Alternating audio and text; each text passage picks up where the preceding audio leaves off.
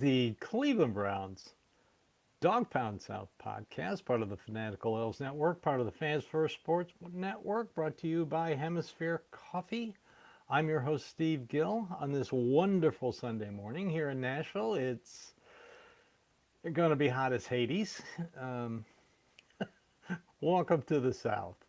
Mid 90s, high humidity. I mean, it's oppressive. I've already been out once to clean up my car a little bit, and whew, man, make you sweat. So here we are, 12 days until rookies report, 14 days until veterans report. So we basically got 2 weeks. And in that meantime, you're going to see a lot of lists and stuff like the one move every team needs to make, the one thing that could make the season go wrong. I've been reading a few articles here and there, and I saw some projections for the Browns, and I'm going to give you both sides on what I saw. First of all, Albert Breer. Albert Breer is a very good national reporter. He carries no animosity towards Cleveland Browns. If you read something about the Browns from him, he knows what he's talking about. And I'm saying this not because of what he recently wrote, because of what he's written over the past couple of years. He had doubts about the team last year and their change in offense, and we all saw how that happened. So he basically says that they will make the playoffs, at least a wild card. And his reasoning is because they're returning mostly the same roster that they had in 2023, which produced 11 wins. And he really believes that Flacco, who knows how to run Kevin Stefanski's offense, is going to have a good year. Because remember, we're going back to the wide zone. And that's where the importance lies, especially in the middle of the offensive line. If the offense is going to work, it's up to the offensive line. 2 years ago, they were running the wide zone, won 11 games. They still had injuries, but the injuries were covered by the backups on the roster, not by the guys on the practice squad.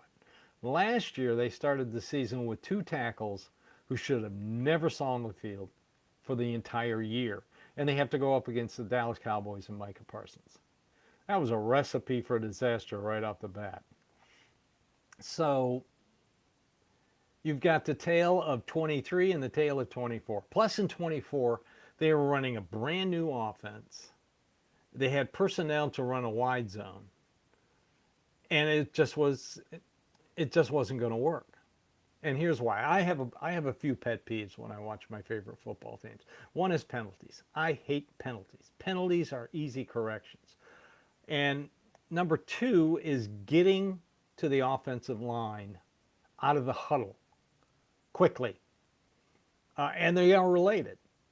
So if you should be at the offensive line somewhere around, out of the huddle, somewhere around 20, 22 seconds. You make the play in the call the play in the huddle, and you get up to the offensive line. Now, for Kevin Stefanski's offense, this is equally important because he runs a lot of motion. So he sends somebody in motion. The quarterback will know if they're in man coverage, the secondary is in man coverage or zone coverage. Tell number 1. This also allows for the defense to set their linebackers. Once the defense sets their linebackers, the offensive lineman who's in charge of making the line calls can make his line calls. And you'll have plenty of time to do that in about 20 seconds. Last year, because they had a brand new offensive scheme taught by a guy who had no idea what the hell he was doing, and I am confident in saying that because after he left and no one noticed he had left, after he left, Mike Vrabel took over and the offensive line played better. Coincidentally, Jameis Winston was starting at quarterback, so everything looked like it was just because of Jameis Winston. No. Vrabel was teaching the offensive line at that point. Andy Dickerson was gone. And I don't know how anybody missed it. I mean, he wasn't in the position room when they started airing the Hard Knocks AFC North. Mike Vrabel was. Nobody noticed it. Somebody I follow on Twitter noticed it right off the bat. And I went back and watched, and he was right. Where the hell was Andy Dickerson? He'd already left the team. So the offensive line got better with better teaching. So you bring in Mike Bloomgren, who's going to go back to that Bill Callahan wide zone offense. He learned from Bill Callahan. He knows how to run this thing. He ran it at Stanford. He ran it at Rice, and it worked. So the offensive line, you've got your interior, the guys that pull the most, your two guards and your center. They will go back to doing what they do best. So that makes sense. That makes sense to me that yes, they have a potential. I know Vegas has put them at 4.5 to 5.5 wins, but you know, I got a feeling, I don't know. We'll see what happens. Let's see if they can control the injuries. The big concern, kind of, which a lot of media people are going to point out, is Bitonio, Teller, and Posick are all in their last year. Bitonio's going to retire, and Teller and Posick are on their last year of their contracts. So what are they going to do next year? Well, that's why they drafted Zach Zinter. That's why they drafted Luke Wypler. It can't be helped that they had injuries. I mean, Wypler, before he got hurt last year, looked very good. Zinter has looked good in OTAs. He's gotten stronger. He was coming from a broken leg, so he really didn't have the lower body strength. And plus, they went out and signed two guys. I keep telling you, Cornelius Lucas is going to surprise a lot of people. But Tavon Jenkins was listed as the third-rated offensive guard in free agency this year, going into free agency. Third highest. So, and he's only 27 years old. He can play both guard positions, and he can play some left tackle if it needs a pinch. So what you're going to see in training camp, you're going to see a lot of Zinter playing center. And you're going to see probably Tavon Jenkins at both guard spots. Now, they still need another guard. It could be Cohen, Javon Cohen, who I liked, an undrafted rookie free agent out of Miami. I liked him a lot when they signed him. Could be him. But they're going to replace these three guys with younger players, and that's what it's going to look like going forward. So they're going to go back to the wide zone offense. The wide zone offense where you can run the ball. There's a lot of motion. The quarterback can see what's going on in the defense, and we can start eliminating some of this pre-snap penalty crap that they had last year. Okay? So that's a positive, and Albert Breer brings that out. Conversely, we have another guy who puts out a projection of teams solely based on statistics. As you know, I am not a big fan of statistics. Someone once said 99% of statistics only tell 49% of the story. And then there's that quote that everybody attributes to Vince Scully: statistics are like a lamppost to a drunken man, more for support than illumination. Little news, a little heads up on that. That wasn't Vince Scully, didn't create that line. It was created by a Scottish poet named Andrew Lang, 18th century Scottish poet named Andrew Lang. I'm a stickler for details. Sue me. All right, so when we come back, we're going to take a quick break. When we come back, we're going to talk about the other side of the spectrum. So here's a short break. And again, I want to thank Hemisphere Coffee for sponsoring us here at the Fanatical Elves Network. All right, so Mike Clay. Mike Clay works for ESPN, and he puts out a little projection every year solely based on statistics.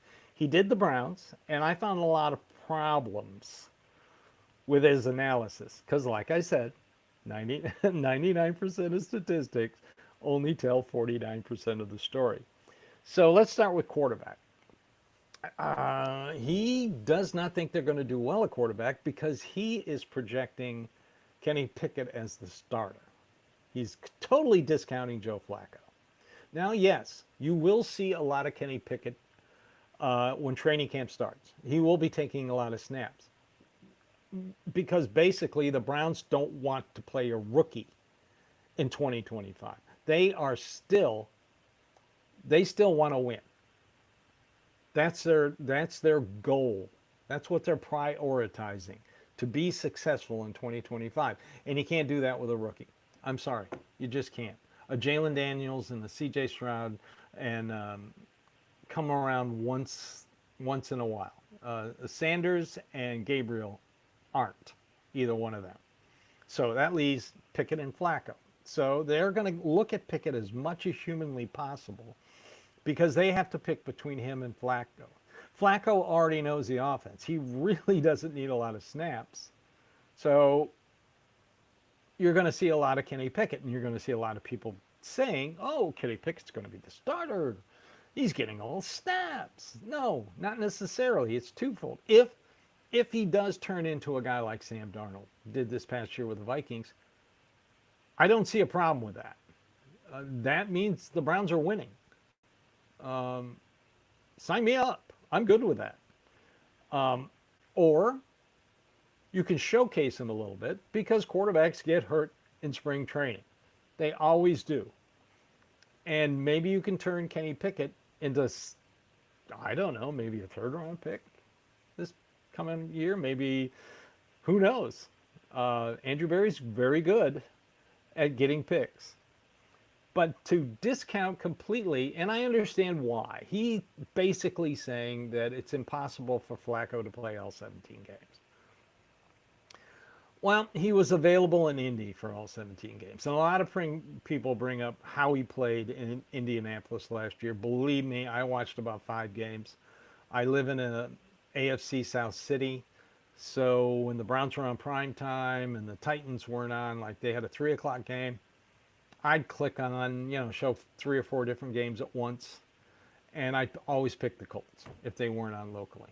And if they were on locally, I just would watch the local. And that offense was designed for Anthony Richardson, not for Joe Flacco. He did week 2.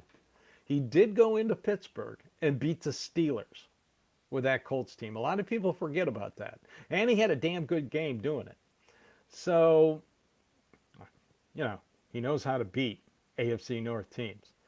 So, I am not going to discount Flacco simply because I think that he will be well rested and prepared for the season start. I know I've mentioned I could see Kenny Pickett starting, and I can, but if they are truly, and as I've been told, truly prioritizing winning this year, then who gives them the best shot to win?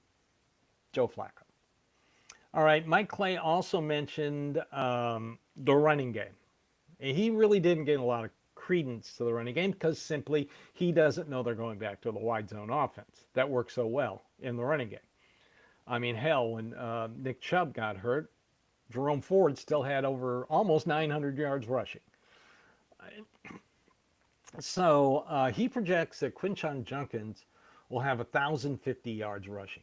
First of all, I see over 1,200, maybe 1,300 yards from Judkins, based solely on what I've seen a Kevin Stefanski wide zone offense can do.